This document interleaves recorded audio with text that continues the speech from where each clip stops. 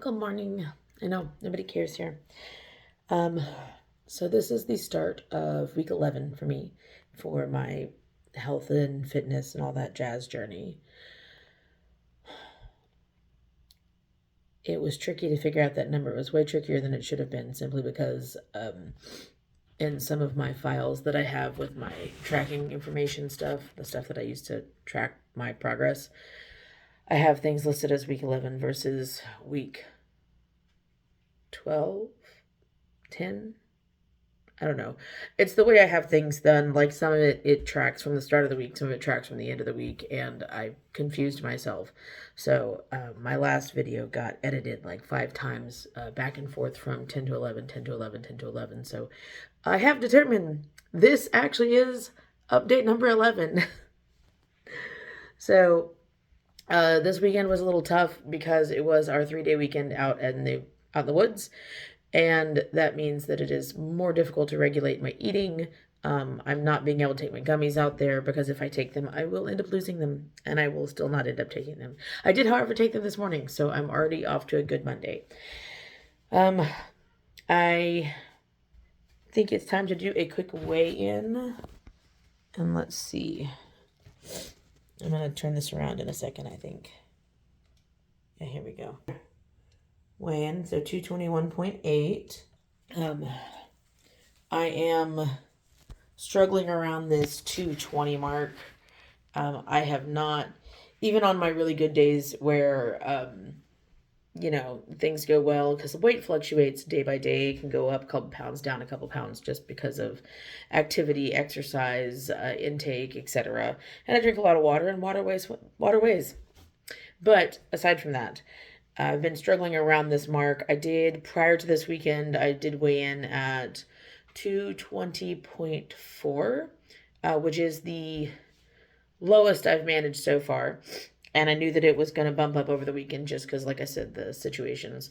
Also, when you're camping, it's a lot harder to force yourself to use the restroom the way you need to. It's uncomfortable, but it is what it is. I have a cat currently stroking my feet here because he decided to come in here with me. But that being said, um, yeah, still doing my injections. I did bump up to 7.5 units. And had a conversation with a friend over the weekend about GLP-1s. So it's not something that's for everybody. If you are the kind of person struggling with food addiction, GLP-1 is more of a crutch than anything else, because part of the issue with the weight gain is not that you're overeating or snacking too much. It's that you're eating regardless whether or not you are hungry.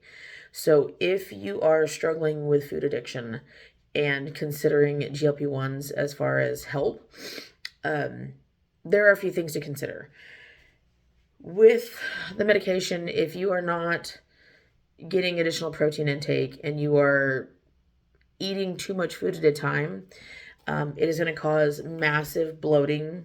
It is going to cause massive gas buildup. It's going to cause stomach aches. You're going to be a very, very uncomfortable person. And these are normal side effects even when you first start, because your body is working on changing the way it digests food. It can only digest so much at a time, and it can only do so much efficiently.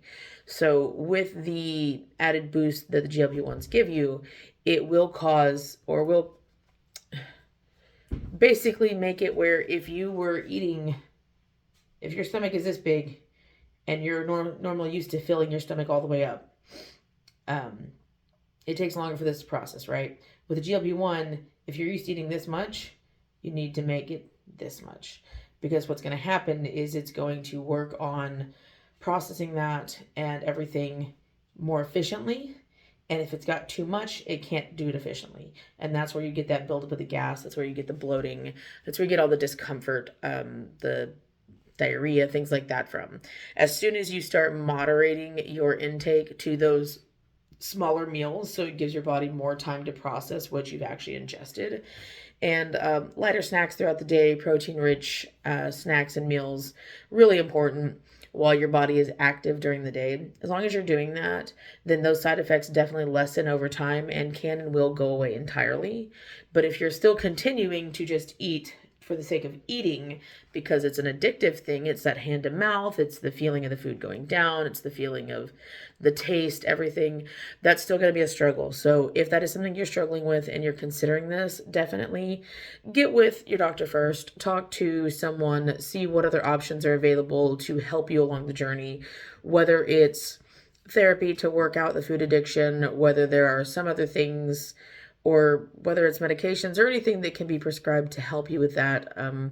That is definitely something to keep in mind. For people like me who have just been overweight the majority of their life, don't have a habit of making super healthy eating choices, and aside from having the fact that I've worked multiple fairly high, I almost said velocity, jobs where I'm doing a lot of movement. I'm no longer doing that every day. I work corporate office, so I don't get the exercise I used to when I worked in warehouses. But even when I was working in warehouses, I was still above 200 pounds. Like, I got down to 167 when I first started doing warehouse work, because of the added movement and activity, etc. And then once my body plateaued and got used to that, it went right back up. So that is something, when you are working out, when you are doing physical activity, you got to change it up sometime. You can't do the same thing every single day, or your body gets used to it and it no longer goes, okay, this is where we're good, so we can do what we were doing before.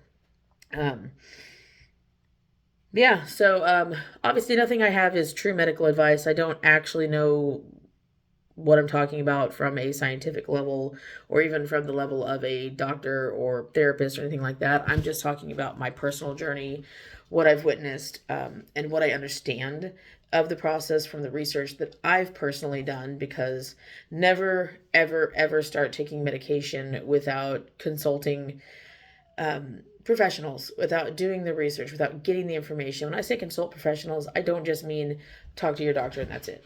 Talk to multiple doctors. Talk to people who have gone through the process. Talk to people you know. Talk to people you don't know.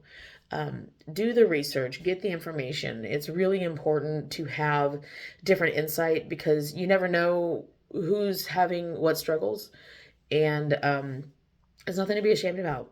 Like, honestly, it's really not. You don't have to make it your business. You don't have to go on social media and be like, look what I'm doing.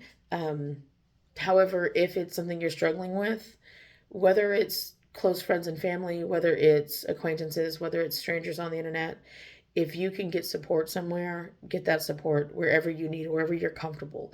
If that means getting on BetterHealth or getting on some other therapy site, and the cat's distracting me, sorry.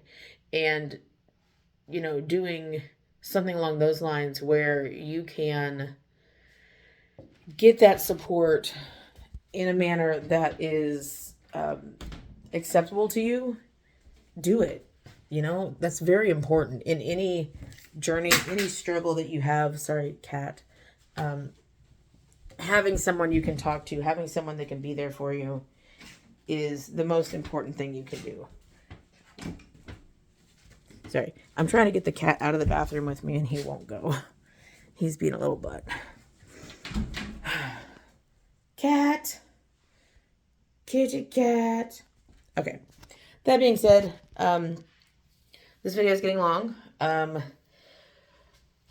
See, I only was able to do, okay, so the last few weeks, my gym routine has been very interrupted. I had 2 weeks where I was not working hybrid. I was working in office. I had things going on. My birthday happened. Everything was crazy. So I only hit the gym 2 times for 2 weeks in a row. And then last week, with it being our 3D weekend coming up, me needing product for the booths at fair, etc., I ended up going to the gym 1 time. I was going to try to go a 2nd time on Tuesday. And man, after I ate my early dinner, late lunch, I was feeling bad. I did not feel well. I don't know if just something I ate just didn't really sit right, but it was one of those, I'm going home, I'm going to bed. And then I didn't sleep like crap. Or then I slept like crap. I didn't go to bed until after midnight every single day that week. And so I did choose both Wednesday and Thursday to try not to hit the gym, to give myself a little bit of recovery. it is okay to take a break every now and then, as long as that break doesn't turn into an extended break. That being said, today after work, I'm going to the gym. That way I can get back on track and back into the swing of it. I will probably do a mix of what I do on day 1 and day 3 at the gym to kind of make up a little bit. And if I can work out again for day 3 and get more of that in as well, I will definitely double dip on some of my exercises this week just to make myself feel a little better about it. But I'm still enjoying it. I'm still doing it. There are days that I don't want to do it. I still do it and I feel better for doing it. So that being said, whatever your struggles are, remember, it's okay to take a pause, but don't let that pause become the end of it. Okay? So